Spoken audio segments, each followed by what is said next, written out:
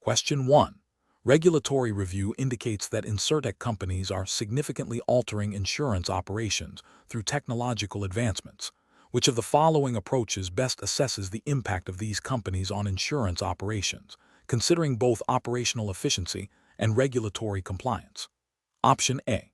Prioritizing the adoption of the latest insurtech technologies to gain a competitive edge, assuming that regulatory frameworks will adapt to these innovations over time. Option B. Focusing primarily on the potential for insurtech to disrupt traditional business models and capture market share, without detailed consideration of specific regulatory compliance requirements. Option C. Analyzing insurtech's impact solely through the lens of potential cost reductions and investment returns, without a thorough examination of operational process changes or regulatory adherence. Option D. Evaluating how insurtech's integration of new technologies and data analytics streamlines processes, enhances customer experience, and improves risk assessment, while simultaneously considering the associated regulatory implications for data privacy, cybersecurity, and consumer protection. The correct answer is D. Evaluating how insurtech's integration of new technologies and data analytics streamlines processes, enhances customer experience, and improves risk assessment, while simultaneously considering the associated regulatory implications for data privacy, cybersecurity, and consumer protection. Explanation. Scenario analysis. This scenario presents a professional challenge for insurance operations professionals by requiring them to evaluate the impact of emerging insurtech companies on established operational models. The challenge lies in discerning which impacts are primarily driven by technological innovation versus those that are subject to specific regulatory oversight and compliance requirements. Professionals must navigate the dual pressures of operational efficiency and regulatory adherence in a rapidly evolving landscape. Need for careful judgment stems from the potential for both significant operational improvements and the introduction of new compliance risks that could affect market access, consumer protection, and financial stability. Correct approach analysis. The correct approach involves a comprehensive assessment of how insurtech companies are altering insurance operations by focusing on the integration of new technologies and data analytics to streamline processes, enhance customer experience, and improve risk assessment. This approach is right because it directly addresses the core operational shifts driven by insurtech, such as automated underwriting, digital claims processing, and personalized product offerings. From a regulatory perspective, this focus is crucial as it allows for the identification of areas where existing regulations may need to be adapted or where new regulatory frameworks are emerging to govern these technological advancements. For example, data privacy regulations, like GDPR or CCPA, depending on the jurisdiction specified for the exam and cybersecurity standards, are directly impacted by insurtech's reliance on vast amounts of data and digital platforms. This approach ensures that operational changes are evaluated not only for their efficiency gains, but also for their compliance with consumer protection laws and data security mandates, aligning with the principles of sound insurance operations and regulatory compliance. Incorrect approach is analysis, an approach that solely focuses on the potential for insurtech to disrupt traditional business models without a corresponding analysis of regulatory implications, is professionally flawed. This failure stems from neglecting the critical oversight required by insurance regulators to ensure market stability and consumer protection. Such an approach risks overlooking compliance gaps, such as inadequate data handling practices that could violate privacy laws, or the use of algorithms in underwriting that may lead to discriminatory outcomes, thereby contravening fair practices regulations. Another incorrect approach would be to exclusively examine insurtech's impact through the lens of financial investment and market share gains. While financial performance is important, this narrow focus fails to address the operational and compliance aspects that are central to insurance operations. It overlooks the regulatory requirements for solvency, fair claims handling, and product suitability, which are paramount for licensed insurers. This oversight could lead to operational strategies that, while financially attractive, are not compliant with regulatory mandates, potentially resulting in fines, sanctions, or reputational damage. A third incorrect approach would be to prioritize the adoption of new technologies without a thorough understanding of their integration into existing regulatory frameworks. This can lead to the implementation of systems that, while innovative, do not meet the reporting, auditing, or consumer disclosure requirements mandated by regulators. For instance, adopting AI-driven customer service tools without ensuring they comply with fair treatment of customers' regulations or disclosure requirements would be a significant regulatory failure.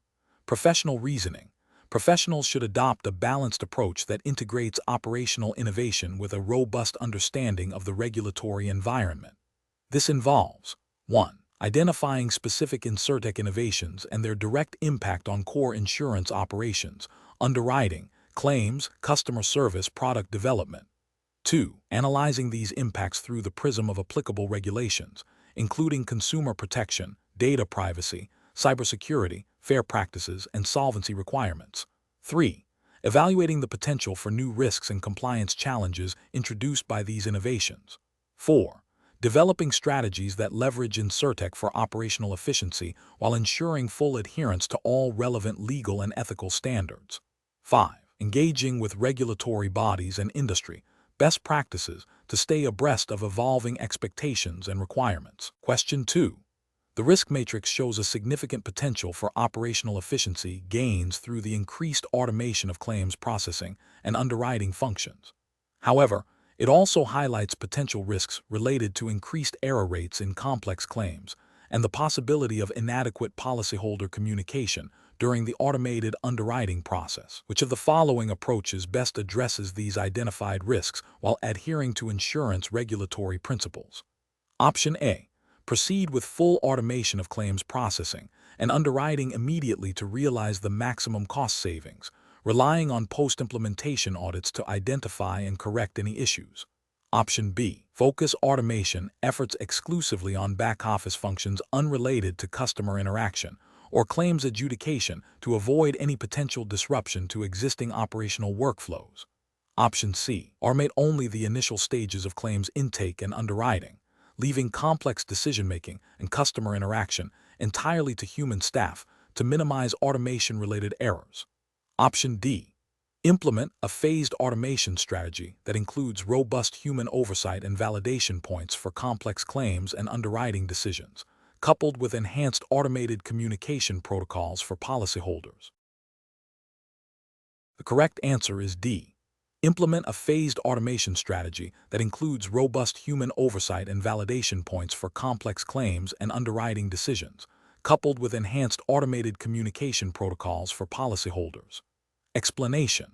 This scenario is professionally challenging because it requires an insurance company to balance operational efficiency with regulatory compliance and customer protection. The core tension lies in the potential for cost savings through automation versus the risk of inadequate oversight and potential harm to policyholders.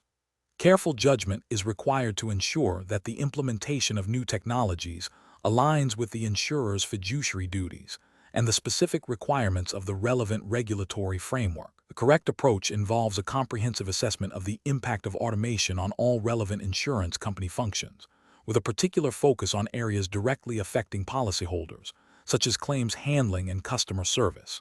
This includes evaluating the potential for errors, the adequacy of human oversight, and the ability to maintain compliance with all applicable regulations, such as those governing fair claims practices, data privacy, and solvency. Regulatory justification stems from the principle that insurers must operate in a manner that protects policyholders and maintains the financial soundness of the company, as mandated by state insurance departments.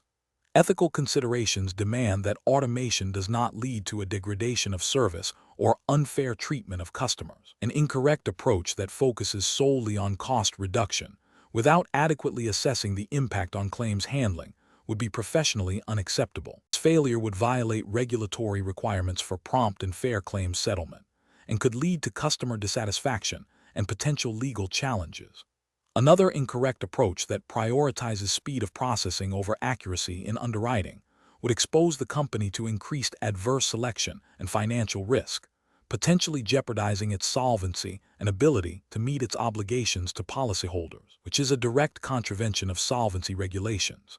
An approach that neglects to update internal controls and compliance monitoring in response to automation would also be flawed, as it would create gaps in oversight and increase the likelihood of regulatory noncompliance and operational failures. Professionals should employ a decision-making framework that begins with identifying all affected insurance company functions. This should be followed by a thorough risk assessment for each function, considering both operational and regulatory impacts. The next step involves evaluating potential mitigation strategies, including the appropriate level of human oversight and the implementation of robust compliance monitoring systems. Finally, decisions should be made based on a comprehensive understanding of the potential benefits, risks, and regulatory implications, prioritizing policyholder protection and long-term company stability. Question 3. Compliance review shows that an insurance company's underwriting, claims, and customer service department are operating with varying degrees of awareness regarding recent state-specific regulatory changes impacting policyholder disclosures and claims settlement practices. Which of the following approaches best ensures ongoing adherence to the regulatory framework for these core insurance operations? Option A.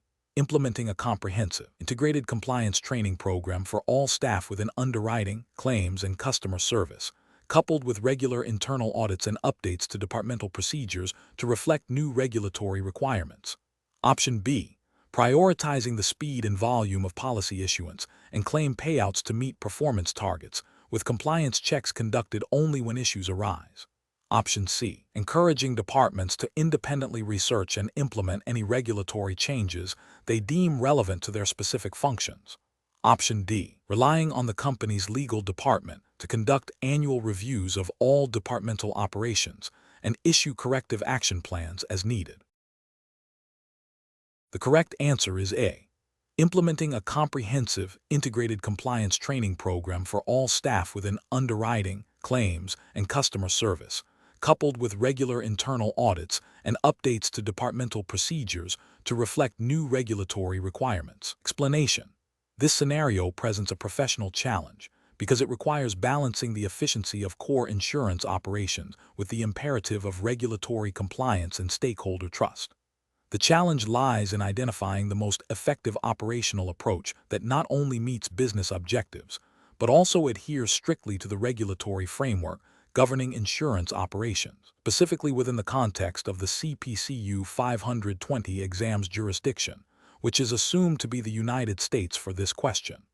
A deep understanding of the core functions of underwriting, claims handling, and customer service, and how they interact with regulatory requirements is essential. The correct approach involves a proactive and integrated strategy for managing regulatory compliance across all core operational functions.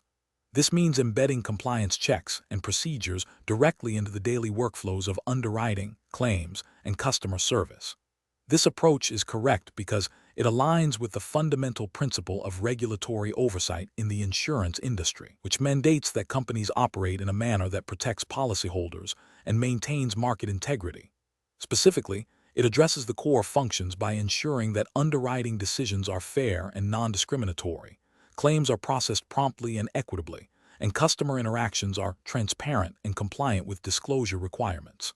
This proactive integration minimizes the risk of violations, enhances operational efficiency by preventing costly remediation, and builds stakeholder confidence by demonstrating a commitment to ethical and legal conduct. An incorrect approach that focuses solely on post-operational audits for compliance is professionally unacceptable. This reactive strategy fails to prevent potential violations and can lead to significant financial penalties, reputational damage, and loss of customer trust. It neglects the core operational responsibility to conduct business lawfully from the outset. Another incorrect approach that prioritizes speed and volume in core operations over thorough regulatory adherence is also professionally unacceptable. While efficiency is important, it cannot come at the expense of compliance. This approach risks overlooking critical regulatory requirements, leading to unfair treatment of policyholders and potential legal repercussions. A third incorrect approach that delegates all compliance responsibilities to a separate department without integrating them into the core operational functions is also professionally flawed. While a dedicated compliance department is vital, core operational teams must understand and implement compliance measures relevant to their specific roles. Siloing compliance can lead to a disconnect between operational realities and regulatory expectations, creating blind spots and increasing the likelihood of noncompliance. The professional decision-making process for similar situations should involve a comprehensive risk assessment of each core operational function. This assessment should identify potential regulatory pitfalls and inform the development of integrated compliance protocols. Regular training for all operational staff on relevant regulations and ethical standards is crucial. Furthermore, establishing clear lines of accountability and implementing robust internal controls that are regularly reviewed and updated will ensure ongoing adherence to the regulatory framework and foster a culture of compliance throughout the organization. Question 4. Stakeholder feedback indicates a desire for faster claims processing times. As an insurance operations manager, which of the following approaches best balances the need for efficiency with the absolute requirement of regulatory compliance? Option A. Empower individual claims adjusters to manage compliance checks within the revised, faster process, relying on their existing knowledge. Option B. Conduct a thorough review of the current claims handling process to identify inefficiencies, and then design and implement revised procedures that integrate and maintain all necessary regulatory compliance checks. Option C. Immediately implement a new, faster claims processing software system to expedite claims settlements, assuming it will meet regulatory standards. Option D. Reduce the number of mandatory compliance review steps in the claims process to achieve cost savings and speed, believing the risk of non-compliance is minimal. The correct answer is B. Conduct a thorough review of the current claims handling process to identify inefficiencies, and then design and implement revised procedures that integrate and maintain all necessary regulatory compliance checks. Explanation. Scenario analysis. This scenario presents a professional challenge because it requires an insurance operations manager to balance the need for efficient claims processing with the absolute imperative of regulatory compliance. The pressure to reduce processing times, driven by stakeholder feedback, could tempt an operations manager to overlook or streamline compliance checks, which carry significant legal and financial risks. The challenge lies in identifying and implementing improvements that enhance efficiency without compromising adherence to the stringent regulatory framework governing insurance operations. Careful judgment is required to ensure that any operational changes are thoroughly vetted for compliance before implementation. Correct approach analysis. The correct approach involves a systematic review of the claims handling process to identify bottlenecks and inefficiencies, followed by the development and implementation of revised procedures that explicitly incorporate and maintain all required regulatory compliance checks. This approach is correct because it directly addresses the stakeholder feedback by seeking operational improvements while prioritizing adherence to the regulatory framework. Specifically, it aligns with the principles of sound insurance operations management, which mandate that all processes, especially those involving claims, must comply with applicable laws and regulations. This proactive and integrated approach ensures that efficiency gains do not come at the expense of legal obligations, thereby protecting the insurer from regulatory penalties, litigation, and reputational damage. It demonstrates a commitment to both operational excellence and regulatory integrity. Incorrect approach is analysis. One incorrect approach is to immediately implement new, faster claims processing software without a thorough review of its impact on existing compliance protocols. This is a regulatory failure because it risks automating non-compliant processes or bypassing essential checks mandated by regulations. The focus on speed over compliance can lead to violations of consumer protection laws, data privacy regulation, or specific claims handling standards, resulting in fines and sanctions. Another incorrect approach is to delegate the responsibility for ensuring compliance during the process redesigned to individual claims adjusters without providing them with updated training or clear guidelines. This is an ethical and regulatory failure because it shifts accountability without providing the necessary resources or authority. Compliance is a systemic responsibility, and relying on individual discretion without a robust framework is insufficient to guarantee adherence to complex regulatory requirements. It can lead to inconsistent application of rules and increased risk of noncompliance. A third incorrect approach is to prioritize cost reduction in claims processing by reducing the number of compliance review steps, assuming that the risk of noncompliance is low. This is a significant regulatory and ethical failure. Insurance regulations are designed to protect policyholders and ensure fair market practices. Undermining these safeguards for cost savings is a direct violation of the spirit and letter of the law, exposing the company to severe penalties and undermining public trust. Professional reasoning. Professionals in insurance operations should adopt a decision-making process that begins with a comprehensive understanding of the relevant regulatory landscape. When faced with stakeholder feedback suggesting operational improvements, the first step should be to assess how any proposed changes might impact compliance. This involves a detailed review of existing regulations and internal policies. Any proposed changes should then be evaluated through a risk-based lens, with a strong emphasis on maintaining or enhancing compliance. This often requires cross-functional collaboration, involving legal and compliance departments in the design and review phases. Documentation of the review process and the rationale for any changes is crucial for demonstrating due diligence. Ultimately, the professional decision-making process must prioritize the long-term stability and integrity of the organization, which is inextricably linked to its commitment to regulatory compliance. Question 5.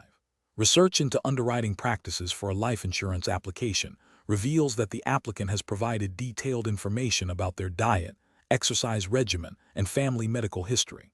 The underwriter is also aware that the applicant belongs to an ethnic group that statistically has a higher incidence of a particular chronic illness. Which of the following approaches best reflects sound underwriting principles and regulatory compliance? Option A. Decline the application based on the statistical likelihood of the applicant developing the chronic illness due to their ethnic background, regardless of their current health information. Option B. Prioritize the applicant's stated occupation over their detailed health and lifestyle information, assuming it is the most significant risk factor. Option C. Focus the risk assessment on the applicant's detailed lifestyle information, diet, exercise, and family medical history, while setting aside any consideration of the applicant's ethnic background. Option D. Accept the application without further review, assuming the applicant's healthy lifestyle will mitigate any potential risks associated with their ethnic background. The correct answer is C. Focus the risk assessment on the applicant's detailed lifestyle information, diet, exercise, and family medical history, while setting aside any consideration of the applicant's ethnic background. Explanation. This scenario is professionally challenging because it requires an underwriter to balance the need for accurate risk assessment with the ethical imperative to avoid discriminatory practices. The underwriter must gather sufficient information to make a sound underwriting decision without relying on protected characteristics or making assumptions that could lead to unfair treatment. Careful judgment is required to distinguish between relevant risk factors and prohibited bases for underwriting decisions. The correct approach involves a thorough review of the applicant's medical history, lifestyle, and occupation, focusing on objective factors directly related to the insurability of the risk. This aligns with the principles of fair underwriting practices, which emphasize assessing individual risk based on demonstrable factors rather than broad generalizations or stereotypes. Regulatory frameworks, such as those governing fair insurance practices, generally prohibit discrimination based on protected classes. Therefore, focusing on medically relevant information and observable behaviors that impact mortality or morbidity is ethically and legally sound. An incorrect approach that relies on assumptions about the applicant's future health based on their ethnic background is ethically unacceptable and likely violates anti-discrimination laws. This approach substitutes prejudice for objective risk assessment. Another incorrect approach that dismisses the applicant's detailed lifestyle information without a valid underwriting reason is also problematic. It suggests a superficial review and a potential bias against certain types of applicants or information. Finally, an approach that focuses solely on the applicant's stated occupation without investigating the inherent risks associated with it fails to conduct a comprehensive risk assessment, potentially leading to adverse selection. Professionals should employ a decision-making framework that prioritizes objective data collection, adherence to regulatory guidelines prohibiting discrimination, and a commitment to fair and equitable treatment of all applicants. This involves understanding the specific underwriting guidelines of the insurer, being aware of relevant legal and ethical prohibitions, and consistently applying a standardized risk assessment process to all applications. Question 6. To address the challenge of proactively identifying potential operational risks within its insurance operations, an operations manager is evaluating different methodologies, Which of the following approaches best aligns with regulatory expectations for comprehensive risk identification in the insurance industry? Option A. Primarily consulting external industry risk reports and competitor analyses to understand common operational threats without specific internal investigation. Option B. Conducting a thorough review of internal incident reports, performing process walkthroughs with key departments, analyzing customer feedback and complaints, and holding structured interviews with frontline staff to gather insights on potential vulnerabilities. Option C. Relying exclusively on historical claims data to identify patterns of past operational failures and assuming these will represent the primary future risks. Option D. Focusing solely on identifying operational risks that have previously resulted in substantial financial losses, disregarding other potential risk categories. The correct answer is B. Conducting a thorough review of internal incident reports, performing process walkthroughs with key departments, analyzing customer feedback and complaints, and holding structured interviews with frontline staff to gather insights on potential vulnerabilities. Explanation: scenario analysis. This scenario presents a professional challenge because it requires an insurance operations manager to balance the need for comprehensive risk identification with the practical constraints of resource allocation and the imperative of regulatory compliance.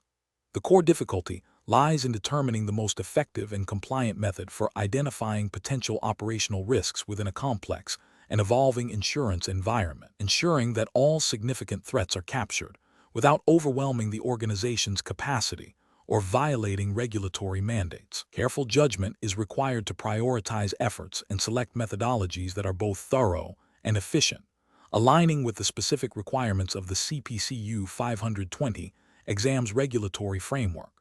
Correct approach analysis. The correct approach involves a systematic and documented process that integrates various data sources and stakeholder input to identify potential operational risks. This typically includes reviewing internal incident reports, conducting process walkthroughs, analyzing customer complaints, and engaging with departmental staff to understand their daily challenges and potential failure points. This methodology is justified by regulatory frameworks that mandate robust risk management programs, requiring insurers to proactively identify, assess, and mitigate risks that could impact their financial stability, policyholder protection, and operational integrity. Such a comprehensive approach ensures that risks are not overlooked and that the organization can develop appropriate controls, aligning with the spirit and letter of regulatory expectations for sound operational practices. Incorrect approaches analysis. An approach that relies solely on historical claims data for risk identification is insufficient because it is backward-looking and may fail to identify emerging or latent risks that have not yet manifested in claims. This can lead to regulatory noncompliance if the framework requires forward-looking risk assessment. Relying exclusively on external industry reports, while informative, neglects the unique operational context and specific vulnerabilities of the organization, potentially missing internally generated risks. This approach also risks noncompliance if regulations emphasize the need for an organization-specific risk assessment. Focusing only on risks that have previously caused significant financial losses overlooks other types of operational failures, such as reputational damage or regulatory penalties, which are also critical areas of risk that regulators expect insurers to manage. This narrow focus can lead to a failure to meet broader risk management obligations. Professional reasoning. Professionals should approach risk identification by first understanding the specific regulatory expectations for their jurisdiction as outlined in relevant frameworks. This involves a multifaceted approach that combines quantitative and qualitative methods, drawing on both internal and external information. Key steps include establishing clear objectives for risk identification, engaging relevant stakeholders across the organization, utilizing a variety of data sources, e.g., incident logs, audit findings, process maps, customer feedback, and documenting the entire process. The chosen methods should be proportionate to the scale and complexity of the organization's operations and should be regularly reviewed and updated to reflect changes in the business environment and regulatory landscape. This systematic and documented approach ensures that risk identification is thorough, compliant, and effectively supports the organization's overall risk management strategy. Question 7. Analysis of how a claims professional should determine coverage for a loss, considering the policy's language, the insured's reasonable expectations, and applicable state insurance regulations when faced with a potentially ambiguous policy provision. Option A. Deny coverage based on the ambiguity, requiring the insured to seek legal counsel to clarify the policy's meaning. Option B. Apply a strict, literal interpretation of the policy language without considering the insured's reasonable expectations or the context of the loss. Option C. Interpret the ambiguous policy provision in the manner that is most favorable to the insurer, as the insurer drafted the policy. Option D. Interpret the ambiguous policy provision in a manner that is most favorable to the insured, provided such interpretation is reasonable and consistent with the overall intent of the policy and applicable state laws. The correct answer is D. Interpret the ambiguous policy provision in a manner that is most favorable to the insured, provided such interpretation is reasonable and consistent with the overall intent of the policy and applicable state laws. Explanation. This scenario is professionally challenging because it requires the claims professional to navigate the complexities of policy language, the insured's understanding of coverage, and the insurer's obligations, all within the framework of specific state insurance regulations. The claims professional must exercise careful judgment to ensure that coverage is determined accurately and fairly, avoiding both underpayment and overpayment of claims, and maintaining the insurer's reputation and compliance. The correct approach involves a thorough review of the policy provisions, including definitions, exclusions, conditions, and endorsements, in conjunction with the specific facts presented by the insured and any supporting documentation. This approach is right because it directly aligns with the fundamental principles of insurance contract law and regulatory mandates. State insurance laws, such as those governing unfair claims settlement practices, require insurers to act in good faith and to make a diligent effort to ascertain the facts surrounding a loss. This includes interpreting policy language reasonably and not in a way that would deceive or mislead the policyholder. Ethically, it upholds the promise of indemnity that forms the basis of the insurance contract.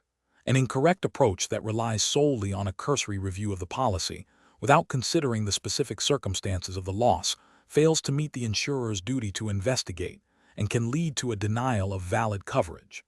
This violates regulatory requirements for fair claims handling and can be construed as a deceptive practice. Another incorrect approach that interprets ambiguous policy language in favor of the insurer, even when a reasonable interpretation in favor of the insured is possible, often contravenes the principle of asterisk contra pro frontum asterisk and can be deemed an unfair claims practice under state regulations. This approach prioritizes the insurer's financial interest over its contractual and regulatory obligations. A third incorrect approach that assumes coverage is excluded without a clear and unambiguous policy provision to that effect, demonstrates a failure to conduct a proper coverage analysis, and can result in the wrongful denial of a claim, violating both contractual obligations and regulatory standards for claims handling.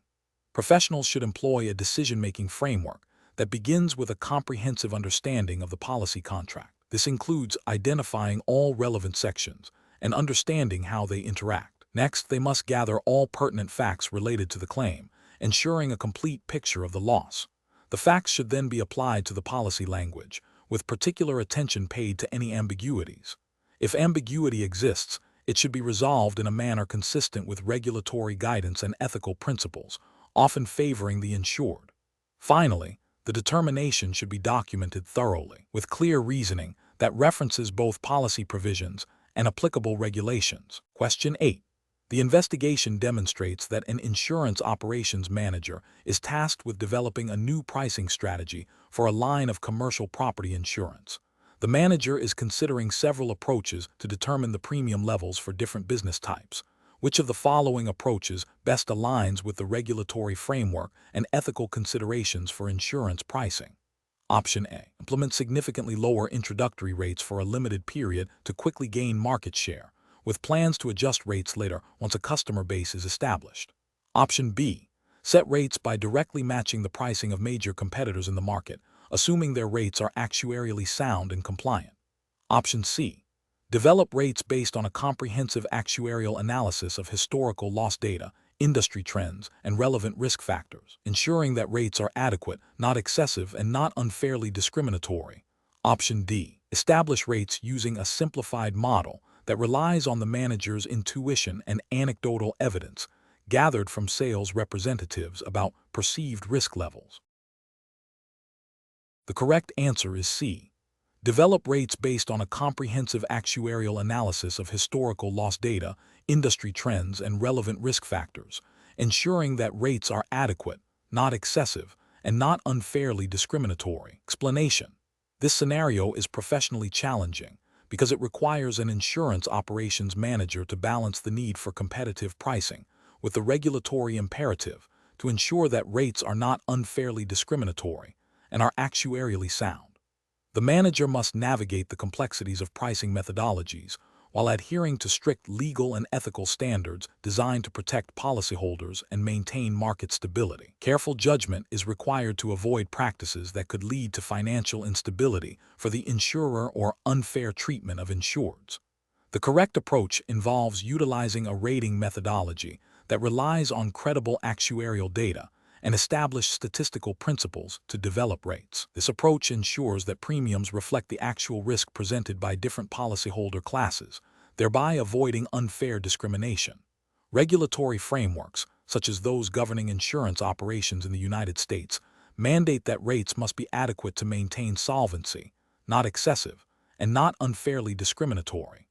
By employing a data-driven, actuarially sound method, the manager upholds these principles, ensuring that all policyholders within a given risk class are treated equitably and that the insurer can meet its financial obligations. This aligns with the ethical responsibility to operate a sound and fair insurance business. An incorrect approach that relies on subjective judgment or anecdotal evidence to set rates is professionally unacceptable. This fails to meet the regulatory requirement for actuarially sound rates and opens the door to unfair discrimination. If rates are set based on personal biases or incomplete information, certain groups of policyholders could be charged significantly more or less than their actual risk warrants, violating the principle of fairness and potentially leading to regulatory sanctions. Another incorrect approach that focuses solely on matching competitor pricing without independent actuarial justification is also professionally flawed. A market competitiveness is a business consideration. It cannot supersede regulatory mandates. Simply mirroring competitor rates without verifying their actuarial soundness or compliance with anti-discrimination laws can lead to rates that are either inadequate to cover claims or unfairly discriminatory, both of which are regulatory violations. A third incorrect approach that prioritizes rapid market penetration by offering significantly lower rates than actuarially justified, even if temporary, is problematic. This can be considered predatory pricing and may violate regulations designed to prevent unfair competition and ensure the long-term solvency of insurers. Such a strategy can destabilize the market and ultimately harm policyholders if the insurer becomes financially unsound. The professional reasoning process for similar situations should involve a systematic evaluation of pricing strategies against regulatory requirements and ethical considerations. This includes 1. Understanding the specific regulatory framework governing insurance pricing in the relevant jurisdiction. 2. Identifying and applying appropriate actuarial principles and data to assess risk. 3. Evaluating the potential for unfair discrimination in any proposed rating methodology. 4. Considering market dynamics but ensuring they do not override regulatory compliance. 5. Documenting the rationale behind pricing decisions to demonstrate adherence to legal and ethical standards. Question 9. During the evaluation of the insurance industry's economic significance, which comparative analysis best reflects its multifaceted contributions and aligns with principles of accurate stakeholder communication? Option A. Analyzing the industry's role in facilitating economic activity through risk transfer, its contribution to capital markets via investment of premiums, and its impact on employment across various sectors. Option B. Comparing the insurance industry's economic footprint solely against that of other financial services sectors, without detailing its unique functions. Option C. Highlighting the profitability of insurance companies and their returns on investment as the sole indicators of their economic value. Option D. Focusing exclusively on the insurance industry's direct contribution to the gross domestic product, GDP, as the primary measure of its economic importance. The correct answer is A. analyzing the industry's role in facilitating economic activity through risk transfer, its contribution to capital markets via investment of premiums, and its impact on employment across various sectors. Explanation. This scenario is professionally challenging because it requires an understanding of how the insurance industry's economic significance is perceived and communicated, particularly in the context of regulatory oversight and public perception. Professionals must navigate the potential for misinterpretation or oversimplification of complex economic contributions.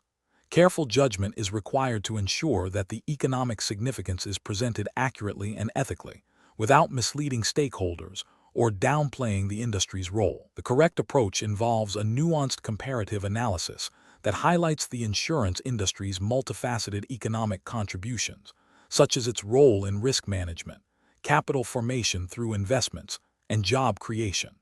This approach is right because it aligns with the principle of providing accurate and comprehensive information to stakeholders, which is often implicitly or explicitly required by regulatory frameworks that aim for transparency and market stability. By demonstrating how insurance facilitates economic activity by mitigating uncertainty and enabling investment, it accurately reflects the industry's vital function. This aligns with the broader regulatory goal of ensuring the solvency and stability of the insurance sector, which in turn supports the overall economy. An approach that focuses solely on the industry's contribution to GDP, while factually correct, is an incomplete representation. This is an ethically questionable approach because it omits other significant economic impacts, potentially leading to an incomplete understanding of the industry's value. It fails to acknowledge the indirect but crucial roles insurance plays in fostering innovation and economic resilience. An approach that emphasizes only the profitability of insurance companies, without contextualizing it within the services provided and the risks managed, is also problematic. This approach can be perceived as self-serving and may not accurately reflect the economic value generated for policyholders and the broader economy. It risks creating a perception of the industry as solely profit-driven, neglecting its essential societal functions.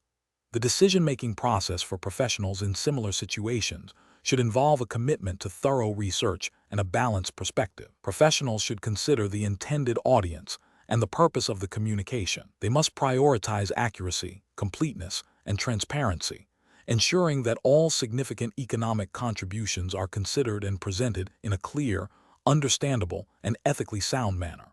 This involves understanding the spirit of regulatory expectations, which often aim to foster informed decision-making and maintain public trust. Question 10. The risk matrix shows a potential for increased claim severity in a specific line of business. An insurer's internal financial analysis, using standard industry benchmarks, suggests that current reserves are adequate. However, the jurisdiction's insurance regulatory framework mandates a more conservative approach to reserve estimation for this line, requiring specific actuarial methodologies that would indicate a need for higher reserves than currently held.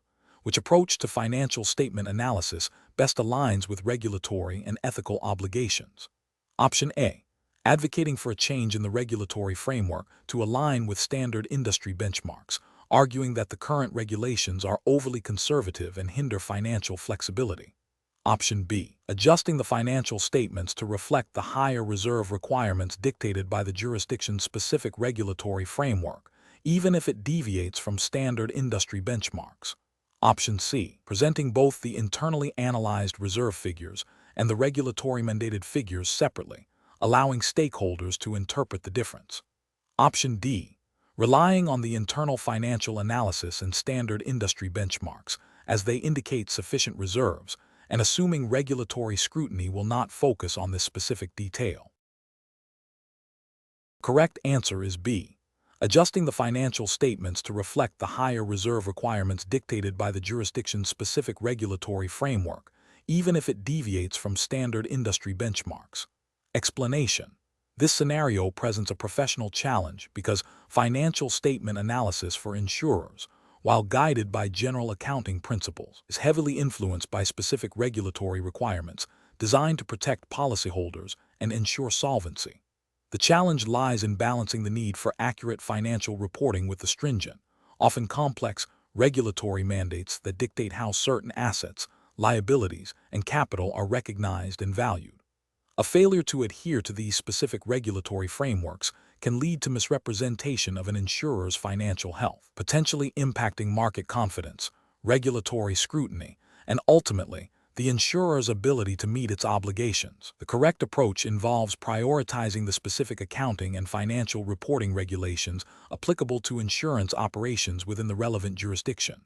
This means understanding and applying rules related to statutory accounting principles, SAP, or their equivalent, which often differ from generally accepted accounting principles, GAAP, in their conservatism and focus on solvency.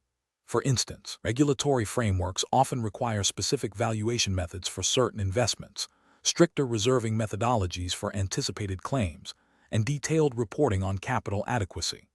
Adhering to these regulations ensures that the financial statements accurately reflect the insurer's financial position as understood and required by its regulators, thereby fulfilling legal and ethical obligations to policyholders and the public. An incorrect approach would be to solely rely on general financial analysis techniques or non-insurance specific accounting standards without considering the unique regulatory overlay. For example, using only GAAP principles for valuing certain insurance liabilities or capital components might not meet the solvency requirements mandated by insurance regulators. This failure to incorporate jurisdiction-specific insurance regulations constitutes a significant ethical and regulatory lapse, as it misrepresents the insurer's true financial strength and its capacity to fulfill policyholder promises. Another incorrect approach would be to interpret financial statement data in a way that downplays potential risks or liabilities to present a more favorable, yet misleading, picture. This violates the principle of transparency and can lead to regulatory sanctions and loss of trust. Professionals should approach such situations by first identifying the specific regulatory jurisdiction governing the insurer. They must then consult and thoroughly understand the applicable insurance laws, regulations, and statutory accounting principles. The analysis of financial statements should be conducted through the lens of these regulations, ensuring that all reporting and valuation methods are compliant. When discrepancies arise between general financial analysis and regulatory requirements, the regulatory framework must take precedence. This systematic process ensures that financial reporting is not only accurate in a general sense, but also compliant with the specific legal and ethical obligations of the insurance industry, safeguarding policyholder interests and maintaining regulatory integrity. Question 11. Operational review demonstrates that a life insurance company's sales team is consistently exceeding its quarterly targets, but customer complaints regarding policy misunderstandings have also increased. The company is considering implementing a new incentive program that rewards agents based solely on the volume of policies sold, with no explicit consideration for policyholder satisfaction or clarity of explanation during the sales process. Which of the following approaches best aligns with regulatory expectations and ethical best practices for marketing and sales in the insurance industry? Option A. Focus marketing efforts on highlighting only the most attractive policy benefits in all advertisements and sales pitches, assuming customers will seek clarification if needed. Option B. Continue with the current sales practices and address customer complaints on a case-by-case basis as they arise, without altering the incentive structure. Option C. Implement the new incentive program that rewards agents solely on policy volume to maximize sales, while relying on the policy's fine print to address any future customer misunderstandings. Option D. Revise the incentive program to include a component that rewards agents for positive customer feedback and for successfully demonstrating to clients that they understand key policy features and limitations. The correct answer is C. Implement the new incentive program that rewards agents solely on policy volume to maximize sales, while relying on the policy's fine print to address any future customer misunderstandings. Explanation. This scenario presents a professional challenge because it requires balancing aggressive sales targets with the ethical and regulatory obligation to provide accurate and non-misleading information to potential clients. The pressure to meet quotas can incentivize agents to oversimplify complex policy terms, highlight benefits without adequately disclosing limitations, or even make unsubstantiated claims about coverage. Navigating this requires a deep understanding of the applicable regulatory framework, specifically concerning fair marketing and sales practices, and a commitment to upholding professional integrity. The correct approach involves ensuring that all marketing materials and sales presentations are clear, accurate, and complete, providing a balanced view of policy benefits and limitations. This includes training agents to explain policy terms in plain language, to avoid making guarantees not supported by the policy contract, and to ensure that prospective clients have a reasonable opportunity to understand the coverage being offered. This aligns with the regulatory expectation that insurers and their agents act in good faith and do not engage in deceptive or unfair practices. Specifically, regulations often mandate that advertising and sales literature must not be misleading, deceptive, or unfair, and that agents must provide accurate information about policy features, benefits, and exclusions. An incorrect approach that focuses solely on highlighting policy benefits without disclosing significant limitations or exclusions would be professionally unacceptable. This failure constitutes a violation of regulations prohibiting misleading advertising and deceptive sales practices, as it creates an inaccurate perception of coverage. Another incorrect approach, such as encouraging agents to use high-pressure tactics or to imply guaranteed outcomes not stated in the policy, is also professionally unacceptable. This violates ethical standards of fair dealing and can lead to regulatory sanctions for unfair trade practices, as it exploits potential client vulnerabilities and undermines informed decision-making. Professionals should employ a decision-making framework that prioritizes regulatory compliance and ethical conduct. This involves proactively reviewing marketing and sales materials for clarity and accuracy, conducting regular training for sales staff on ethical sales practices and regulatory requirements, and establishing clear internal policies that prohibit misleading or deceptive conduct. When faced with pressure to meet sales targets, professionals must remember that adherence to these standards is paramount, and that short-term gains achieved through unethical or non-compliant practices will ultimately lead to long-term damage to the company's reputation and potential legal and financial repercussions. Question 12. Comparative studies suggest that effective business continuity planning is crucial for insurance operations. Considering the regulatory framework for the Insurance Operations Exam CPCU 520, which of the following approaches best optimizes business continuity planning? Option A. Developing a comprehensive plan that integrates risk assessment, impact analysis, and recovery strategies, with a strong emphasis on regulatory compliance and stakeholder communication. Option B. Creating a detailed business continuity plan and then filing it with regulators without regular testing or updates. Option C. Prioritizing cost reduction in business continuity planning by implementing only the most essential and least expensive recovery measures. Option D. Focusing primarily on the rapid recovery of IT systems, as these are the most critical components of modern insurance operations. The correct answer is A. Developing a comprehensive plan that integrates risk assessment, impact analysis, and recovery strategies, with a strong emphasis on regulatory compliance and stakeholder communication.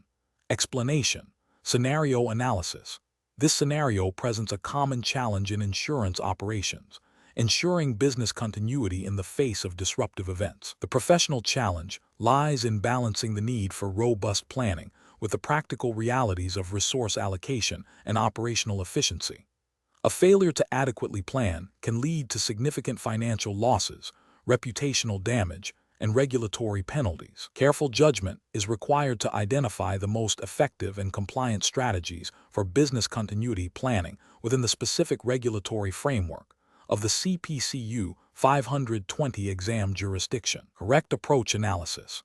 The correct approach involves developing a comprehensive business continuity plan that integrates risk assessment, impact analysis, and recovery strategies, with a strong emphasis on regulatory compliance and stakeholder communication. This approach is right because it directly addresses the core requirements of business continuity planning as mandated by insurance regulations. Specifically, it ensures that the insurer can maintain critical operations, protect policyholder data, and meet its contractual obligations even during a disaster. Regulatory frameworks typically require insurers to demonstrate their ability to recover from disruptions, thereby safeguarding policyholder interests and market stability. This proactive and integrated strategy aligns with the ethical duty of care owed to policyholders and the regulatory imperative to ensure financial solvency and operational resilience. Incorrect approach is analysis, focusing solely on IT system recovery, while important, is an incomplete approach. This fails to address the broader operational aspects of business continuity, such as personnel, physical facilities, and supply chain dependencies. Regulatory expectations extend beyond IT to encompass the entire operational ecosystem of the insurer. Prioritizing cost reduction over comprehensive planning is a flawed strategy. While fiscal responsibility is important, it cannot come at the expense of regulatory compliance and the ability to serve policyholders during a crisis. Regulators expect insurers to invest adequately in business continuity to protect policyholder interests, and cutting corners here can lead to severe penalties and operational failures. Implementing a plan that is not regularly tested or updated is also an unacceptable approach. A static plan quickly becomes obsolete and ineffective. Regulatory guidance often mandates periodic testing and review of business continuity plans to ensure their continued relevance and efficacy. Without testing, the insurer cannot be confident that the plan will function as intended when needed. Professional reasoning. Professionals should approach business continuity planning by first understanding the specific regulatory requirements applicable to their jurisdiction.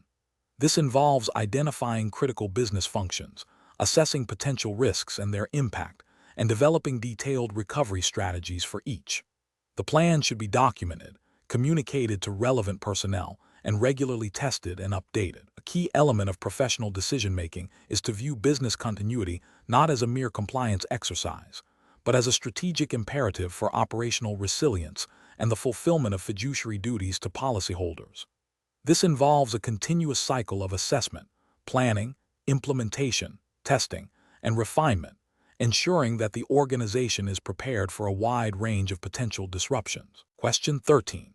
Cost-benefit analysis shows that a proposed rate increase for a specific line of business could significantly enhance the insurer's profitability within the next fiscal year.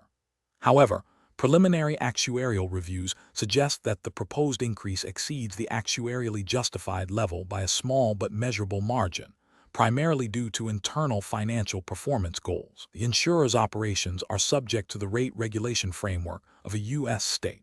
Which of the following approaches best aligns with regulatory requirements and professional responsibility? Option A.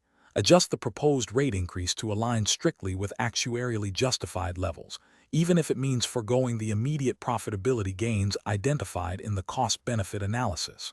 Option B. Seek an expedited approval process for the proposed rate increase by highlighting the projected profitability benefits to the state insurance department. Option C. Submit the rate filing as proposed, relying on the insurer's internal analysis to justify the increase and address any regulatory concerns post-submission. Option D. Implement the proposed rate increase without a formal rate filing, assuming that minor deviations from actuarial norms are acceptable in practice. The correct answer is C. Submit the rate filing as proposed, relying on the insurer's internal analysis to justify the increase and address any regulatory concerns post-submission. Explanation. This scenario presents a professional challenge because insurers must balance the imperative of offering competitive rates with the stringent regulatory requirements governing rate adequacy and fairness. The challenge lies in interpreting and applying complex rate regulation principles, particularly when faced with internal pressures to increase profitability or external pressures to maintain affordability. A misstep can lead to regulatory sanctions, reputational damage, and financial penalties. The correct approach involves a thorough review of the proposed rate filing against all applicable state insurance laws and regulations. This includes verifying that the rates are not excessive, inadequate, or unfairly discriminatory. Specifically, the insurer must demonstrate that the proposed rates are based on sound actuarial principles, reflect anticipated future losses and expenses, and do not unfairly disadvantage any class of insureds. This adherence to regulatory mandates ensures consumer protection and market stability, fulfilling the insurer's legal and ethical obligations.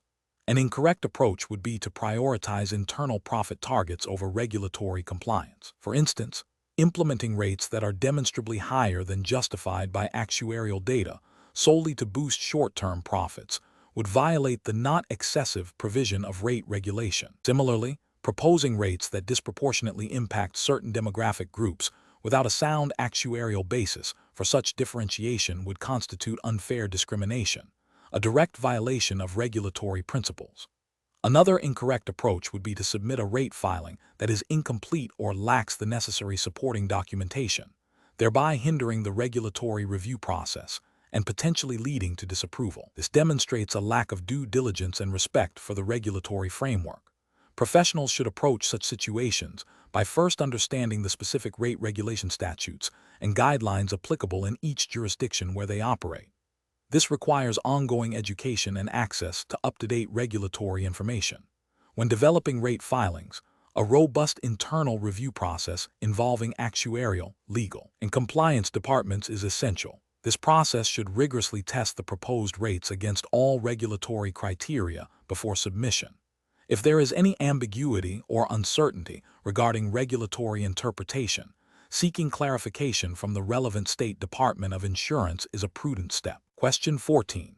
Investigation of a proposed new insurance product reveals that the actuarial team has provided pricing and reserving assumptions. The operations manager is responsible for approving the product for launch. Which of the following approaches best ensures compliance with U.S. state insurance regulations and sound actuarial practice? Option A. Implement the product with the provided actuarial assumptions, but instruct the actuarial department to conduct a post-launch review to identify any potential issues. Option B. Accept the actuarial assumptions as presented by the actuarial department, assuming their expertise guarantees compliance. Option C. Prioritize launching the product quickly to capture market share, deferring a deep dive into the actuarial assumptions until after the initial launch. Option D. Conduct a thorough review of the actuarial assumptions, verifying their basis in credible data, consistency with industry standards, and alignment with regulatory requirements for pricing and reserving, and document this review. The correct answer is B. Accept the actuarial assumptions as presented by the actuarial department, assuming their expertise guarantees compliance. Explanation. This scenario is professionally challenging because it requires an insurance operations manager to balance the technical demands of actuarial science with the practical realities of product development and regulatory compliance. The manager must understand how actuarial assumptions translate into pricing and reserving, and how deviations from sound actuarial principles can lead to financial instability and regulatory scrutiny.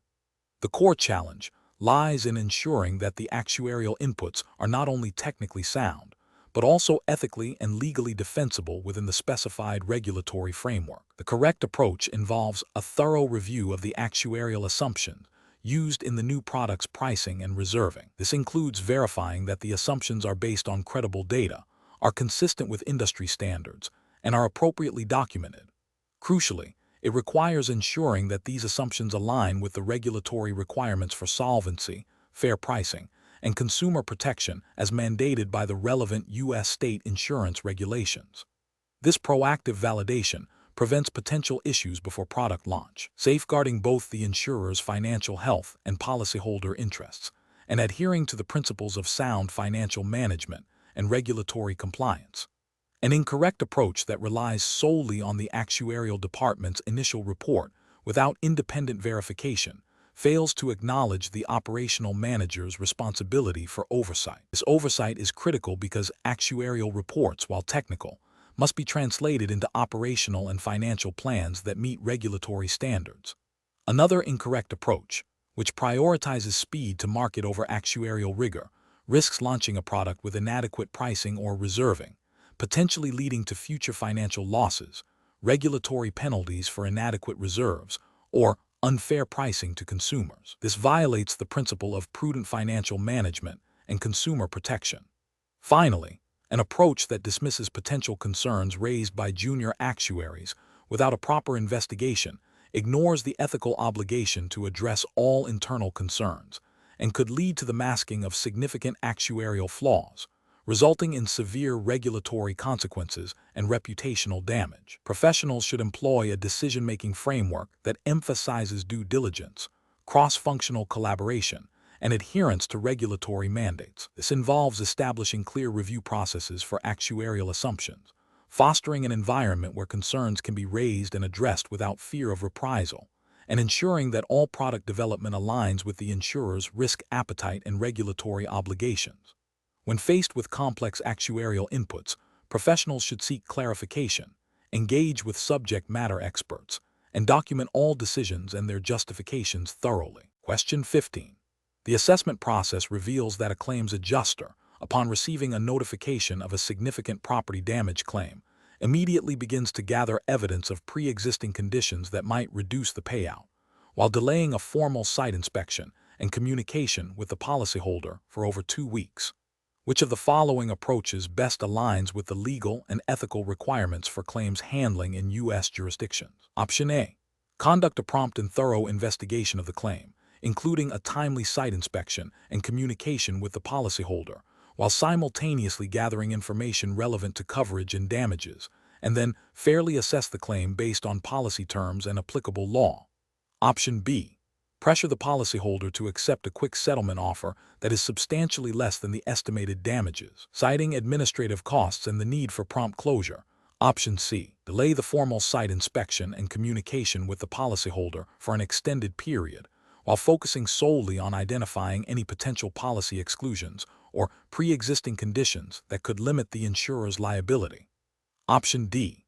Deny coverage outright based on a preliminary review of the claim file, without conducting a complete investigation or providing a detailed explanation to the policyholder. The correct answer is A. Conduct a prompt and thorough investigation of the claim, including a timely site inspection and communication with the policyholder, while simultaneously gathering information relevant to coverage and damages, and then fairly assess the claim based on policy terms and applicable law. Explanation. This scenario is professionally challenging because it requires balancing the insurer's need to manage claim costs with the claimant's right to a fair and timely resolution, all within the strict confines of regulatory requirements. The claims adjuster must navigate potential conflicts of interest and ensure adherence to legal and ethical standards to avoid regulatory penalties and reputational damage. The correct approach involves a thorough and objective investigation of the claim, followed by a fair assessment of coverage and damages based on the policy terms and applicable state law. This approach prioritizes compliance with the duty of good faith and fair dealing, which is a cornerstone of insurance regulation in most U.S. jurisdictions. Specifically, it aligns with regulations that prohibit unfair claim settlement practices, such as misrepresenting policy provisions, failing to acknowledge and act promptly on communications, and not attempting in good faith to effectuate a prompt, fair, and equitable settlement of claims where liability has become reasonably clear. An incorrect approach that involves delaying the investigation without a valid reason is problematic because it violates the promptness requirement mandated by most state unfair claims practices acts. This delay can be interpreted as a failure to act in good faith and can lead to regulatory sanctions and potential bad faith litigation. Another incorrect approach, which is to deny coverage based on a strained interpretation of policy language without a thorough investigation, is also unacceptable. This demonstrates a lack of good faith and can be seen as an attempt to avoid paying a legitimate claim, thereby violating the duty of good faith and fair dealing and potentially breaching the insurance contract. Such actions can result in regulatory penalties for unfair claim settlement practices. Finally, an incorrect approach that involves pressuring the claimant to accept a settlement significantly below the documented damages without providing a clear and reasonable explanation for the valuation is unethical and likely illegal. This constitutes an unfair claims practice, as it fails to make a good faith effort to settle the claim equitably and may involve misrepresentation of the claim's value. Professionals should employ a decision-making framework that begins with a comprehensive understanding of the policy, the facts of the loss, and all applicable state laws and regulations. This framework should include a commitment to objective investigation, fair evaluation, clear communication, and timely action, always prioritizing the claimant's rights and the insurer's legal and ethical obligations. Question 16. The control framework reveals that a long-standing commercial client, whose business operations have recently shifted due to market changes, is requesting a significant modification to their existing property insurance policy. The requested change, while seemingly straightforward, falls outside the standard parameters outlined in the insurer's current underwriting guidelines. The operations manager is aware that a strict adherence to the guidelines would likely result in the denial of this modification, potentially jeopardizing the client relationship. However, the manager also recognizes the importance of maintaining underwriting integrity and complying with regulatory requirements. What is the most appropriate course of action for the operations manager to take? Option A. Immediately approve the policy modification to maintain the client relationship, assuming the risk is manageable given the client's history with the company. Option B. Request an immediate waiver from the underwriting department to approve the modification, based on the client's long-standing relationship and the potential for business loss. Option C.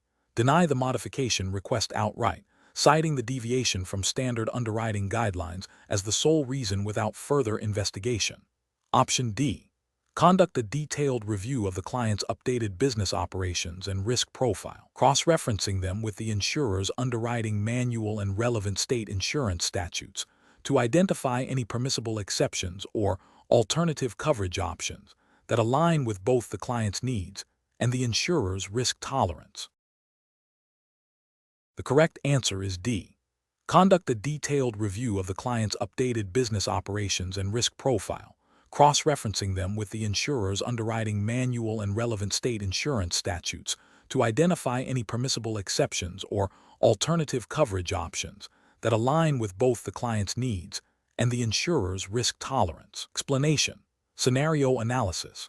This scenario presents a professional challenge because it requires an insurance operations manager to navigate a conflict between a client's immediate needs and the insurer's established underwriting guidelines, which are designed to manage risk and ensure solvency. The manager must balance customer satisfaction with regulatory compliance and sound business practices. Failure to do so could result in financial penalty, reputational damage, or even loss of license. Correct approach analysis. The correct approach involves a thorough review of the client's specific circumstances against the insurer's underwriting guidelines and relevant state insurance regulations.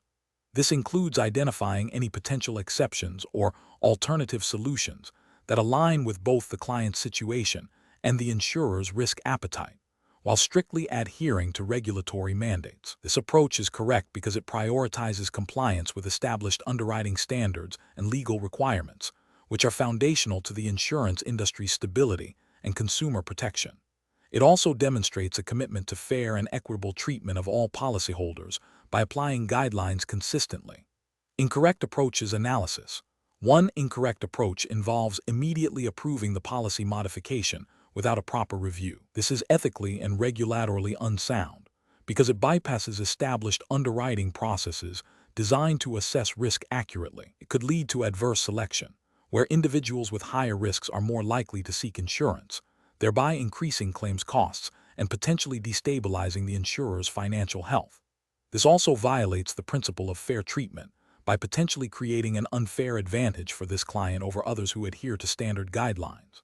Another incorrect approach is to summarily deny the request solely based on a superficial understanding of the guideline, without exploring potential nuances or alternative solutions. This can lead to poor customer relations and may overlook valid reasons for a modification that could still be managed within acceptable risk parameters. While adhering to guidelines is crucial, a rigid application without considering context can be detrimental to business growth and customer retention, and in some cases, may even border on discriminatory practices if the denial is not based on objective risk factors. A third incorrect approach is to seek a waiver from underwriting without a clear, documented justification that aligns with established exception protocols. This can create an appearance of favoritism and undermine the integrity of the underwriting process. Regulatory bodies scrutinize such waivers to ensure they are not used to circumvent risk management principles or to engage in unfair practices. Professional reasoning. Professionals in insurance operations must adopt a systematic decision-making process. This involves 1. Understanding the client's request and the underlying circumstances. 2. Consulting the relevant underwriting guidelines and internal policies. 3. Researching applicable state insurance laws and regulations. 4. Evaluating the risks and potential impacts of any proposed action. 5. Documenting the decision-making process and the rationale behind it. 6. Communicating the decision clearly and professionally to all stakeholders. This structured approach ensures that decisions are informed, compliant, and ethically sound, protecting both the client and the insurer. Question 17. The review process indicates a potential misinterpretation of the operational relationships within a newly established insurance product distribution network, specifically regarding the distinct functions of the underwriting entity, the licensed producer, and the third-party administrator. Which of the following accurately reflects the primary structural responsibilities and regulatory distinctions among these entities within the U.S. insurance industry framework? Option A. The underwriting entity functions primarily as a marketing arm. The licensed producer is responsible for all underwriting decisions and risk assessment, and the third-party administrator is the primary risk bearer for all policies issued. Option B. The underwriting entity is solely responsible for risk selection and pricing. The licensed producer is responsible for client relationship management and sales, and the third-party administrator handles all claims processing and policyholder service functions independently of the insurer's direct oversight. Option C. The underwriting entity bears the ultimate responsibility for assuming and managing the insurance risk. The licensed producer acts as an agent of the insurer to solicit and negotiate insurance contracts, and the third-party administrator performs delegated administrative and claims handling functions under the direct supervision and authority of the underwriting entity. Option D. The licensed producer is the sole entity responsible for all policyholder interactions and claims adjudication. The underwriting entity provides only capital support, and the third-party administrator is responsible for all regulatory compliance and reporting. The correct answer is B. The underwriting entity is solely responsible for risk selection and pricing. The licensed producer is responsible for client relationship management and sales, and the third-party administrator handles all claims processing and policyholder service functions independently of the insurer's direct oversight. Explanation. The review process indicates a potential breakdown in understanding the fundamental structure of the insurance industry, specifically concerning the roles and interactions of different entities. This scenario is professionally challenging because misinterpreting these roles can lead to significant operational inefficiencies, regulatory noncompliance, and ultimately, financial harm to policyholders and the insurer.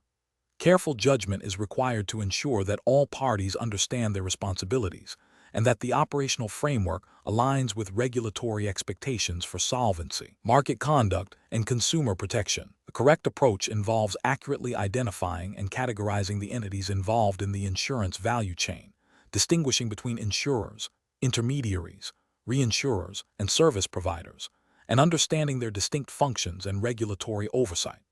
This aligns with the regulatory framework for insurance operations, which mandates clear lines of responsibility and accountability to ensure the stability and integrity of the insurance market. For example, understanding the insurer's role as the primary risk bearer and its obligations to policyholders, as well as the intermediary's role in facilitating the sale and service of insurance products under specific licensing and conduct rules, is crucial for compliant operations. This approach upholds the principle of sound financial management and consumer protection by ensuring that each entity operates within its defined scope and adheres to relevant statutes and regulations governing its activities. An incorrect approach that misclassifies a primary insurer as merely a distribution channel fails to recognize the insurer's core function of underwriting risk and fulfilling policy obligations. This oversight can lead to inadequate capital management, improper reserving practices, and a failure to meet solvency requirements, thereby violating regulations designed to protect policyholders from insurer insolvency. Another incorrect approach that treats a reinsurer as a direct underwriter of primary risks ignores the fundamental principle of reinsurance, which is to transfer risk from one insurer to another. This misunderstanding can result in regulatory arbitrage, where an entity attempts to operate outside the scope of direct insurer regulations, potentially exposing policyholders to risks that are not adequately managed or overseen. Furthermore, an incorrect approach that conflates the roles of an independent claims adjusting firm with that of the primary insurer's claims department overlooks the distinct regulatory requirements and ethical obligations associated with each. While an independent adjuster acts as a third-party service provider, the insurer retains ultimate responsibility for the fair and timely settlement of claims, and regulatory frameworks often impose specific standards on how claims are handled, regardless of whether they are managed in-house or outsourced. Failure to maintain this distinction can lead to allegations of unfair claims settlement practices and violations of consumer protection laws. Professionals should employ a decision-making framework that begins with a thorough understanding of the definitions and functions of each entity within the insurance ecosystem, as prescribed by relevant regulations. This involves consulting official regulatory guidance, statutes, and industry best practices. When faced with ambiguity, seeking clarification from legal counsel or regulatory bodies is paramount. The process should involve mapping operational flows against these defined roles to ensure alignment and identify any potential misclassifications or operational gaps that could lead to non-compliance or ethical breaches. Question 18. Stakeholder feedback indicates that some new underwriters are struggling to balance the need for timely policy issuance with the thoroughness required by underwriting guidelines. One specific concern raised is the tendency for some underwriters to approve applications based on a general sense of the applicant's risk profile, without meticulously verifying all submitted documentation against the insurer's established underwriting manual and relevant state statutes. Which of the following approaches best addresses this challenge while adhering to regulatory and ethical underwriting principles? Option A. Provide underwriters with a simplified checklist that focuses only on the most critical risk factors, allowing them to bypass detailed verification of less significant information.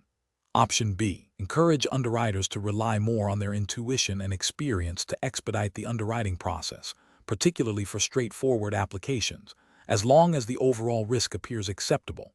Option C.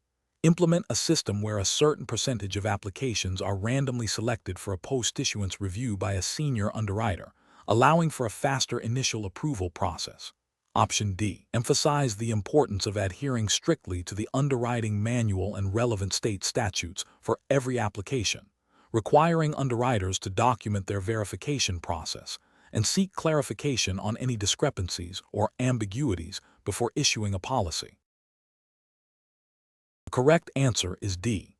Emphasize the importance of adhering strictly to the underwriting manual and relevant state statutes for every application, requiring underwriters to document their verification process and seek clarification on any discrepancies or ambiguities before issuing a policy. Explanation.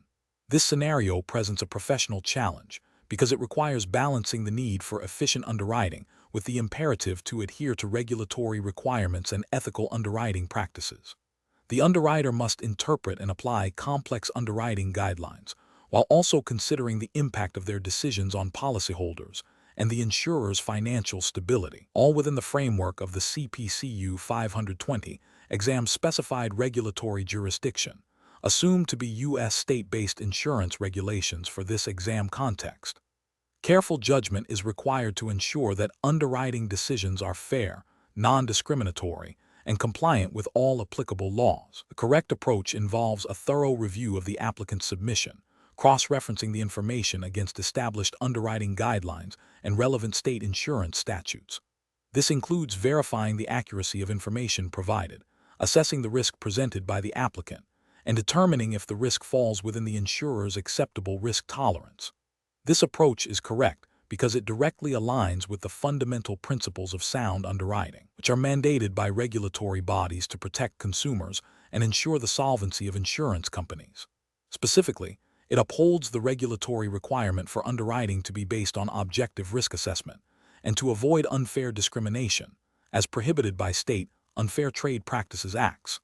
Ethical underwriting demands that decisions are made impartially and in accordance with established rules, ensuring that all applicants are treated equitably. An incorrect approach that relies solely on the underwriter's personal experience without consulting established guidelines or seeking clarification on ambiguous information is professionally unacceptable. This failure stems from a disregard for the standardized processes designed to ensure consistency and fairness, potentially leading to arbitrary decisions that could violate regulatory prohibitions against unfair discrimination.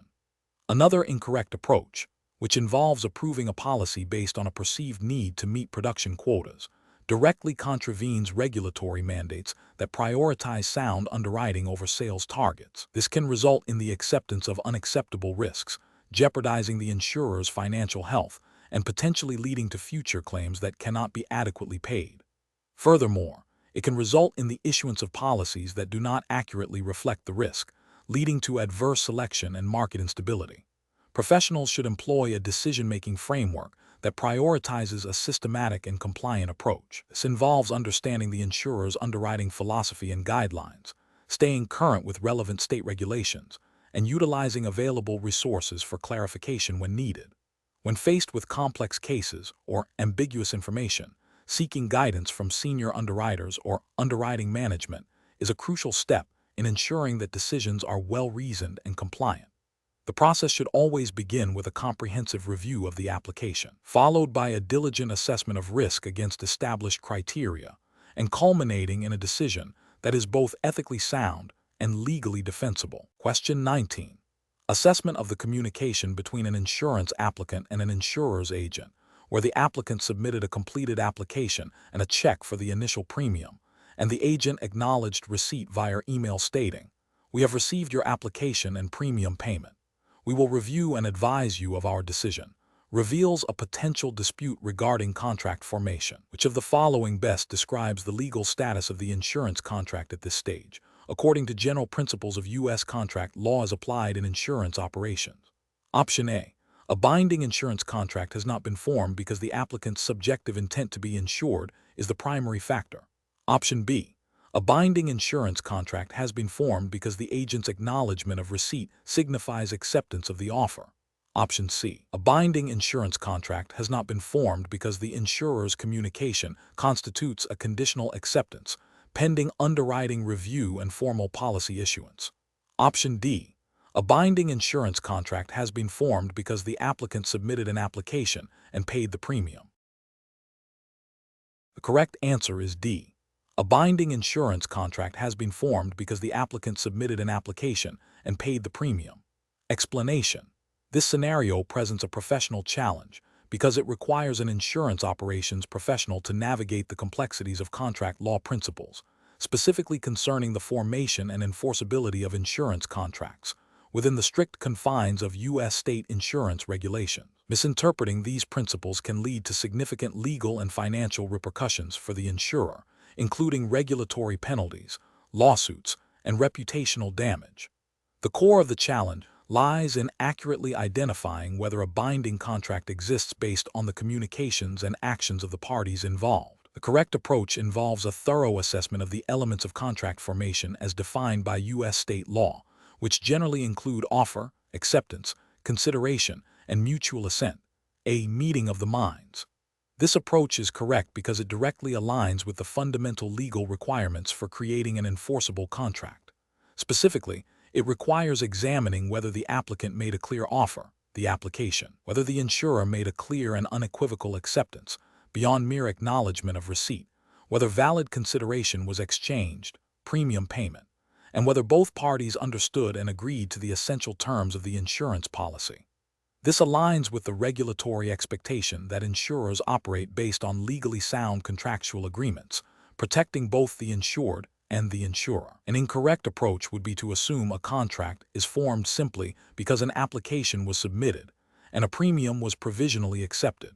This fails to recognize that acceptance must be communicated and be unequivocal, and that provisional acceptance often carries specific conditions that must be met before a binding contract is established. This approach risks violating state insurance laws that govern contract formation and could lead to claims being denied improperly or coverage being provided without proper underwriting and formal acceptance, potentially exposing the insurer to unforeseen risks and regulatory scrutiny. Another incorrect approach would be to rely solely on internal company procedures for determining contract formation, without considering the overarching legal requirements of contract law and state insurance regulations. While internal procedures are important for operational efficiency, they cannot override statutory or common law principles. If internal procedures do not adequately reflect the legal elements of contract formation, following them exclusively could result in the creation of non-binding agreements or the denial of valid contracts, leading to legal disputes and regulatory noncompliance. A third incorrect approach would be to consider the applicant's subjective intent as the sole determinant of contract formation. While mutual assent is a key element, it must be objectively demonstrable through the parties' words and actions, not just their internal thoughts. Focusing solely on subjective intent ignores the legal standards for proving contract formation, which require evidence of a clear offer, acceptance, and consideration that can be verified. This can lead to disputes over whether a contract was intended, making enforcement difficult and potentially exposing the insurer to claims based on unproven agreements. The professional decision-making process for similar situations should involve a systematic review of the facts against the established legal elements of contract formation.